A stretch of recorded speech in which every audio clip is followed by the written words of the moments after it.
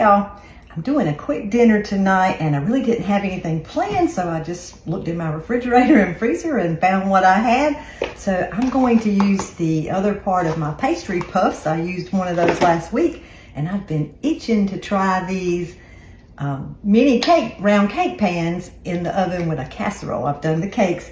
So I have cut the pastry sheet in fourths, and I've got half on each of the bottom of these, and I'm gonna make chicken pot pies. So far I've got a can of cream of chicken soup. I've got 1 cup of frozen veggies. I've just let them thaw, so I'm gonna put those in there. And I always have some chicken usually prepped in my refrigerator, and I keep chicken cooked up on hand all the time. Actually, this was in the freezer, so I laid it out this morning. So I'm gonna put about 1.5 cups of chicken in there. Before I do, I'm gonna stir this up a little bit.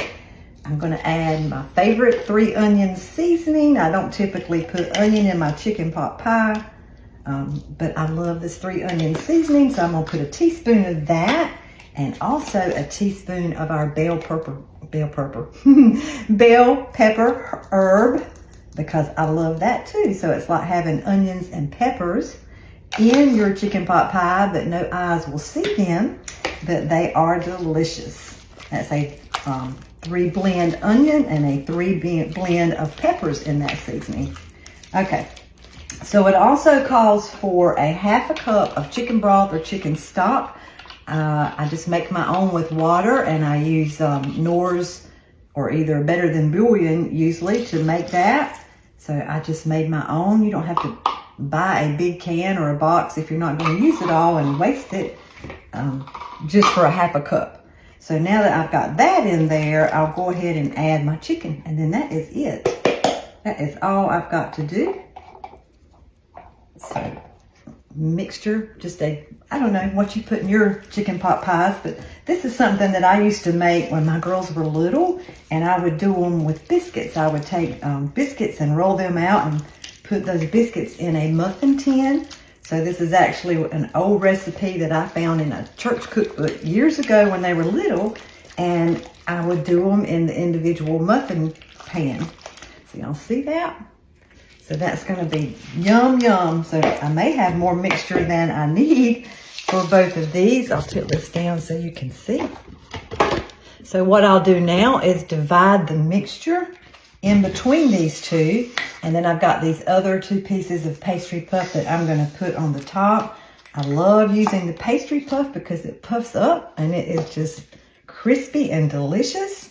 But you could use pie crust. You could use a crescent dough sheet, and again, you can use biscuits if you want to do them individually in your muffin pan or your brownie pan, whatever pan you have. I love using the pans with the individual wells.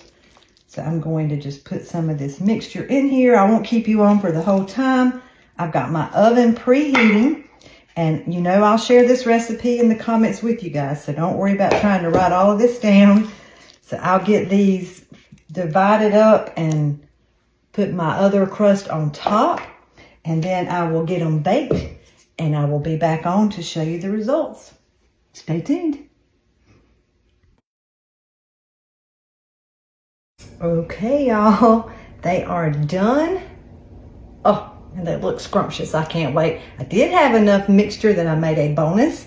I didn't have any more puff pastry, so I took one of my low-carb tortilla wraps, and then I cut it a little bit and put it on the bottom and used those strips to put it over the top. That may end up being my favorite, but that pastry puff is going to be hard to beat. So I'm going to see if I can get one out.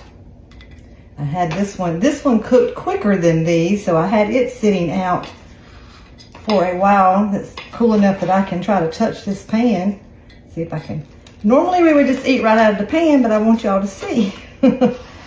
Okay. I didn't put any butter, or I never, ever, ever put spray like Pam in my pans. If I do, it's olive oil that I use my spritzer. You do not want to use those cooking sprays, y'all. They will ruin your pans. So look at that. How adorable. So I'll put this one back in and move it aside, and let's see if I can get, these are still hot. So I'll try to get one out if I can. Ooh, y'all hear that crispy crunch? I can't pick it up with my hand. Let me get a different mitt. Get the one with my little thumb grip on it. I can hold it better with that one. I want y'all to hear that crunch.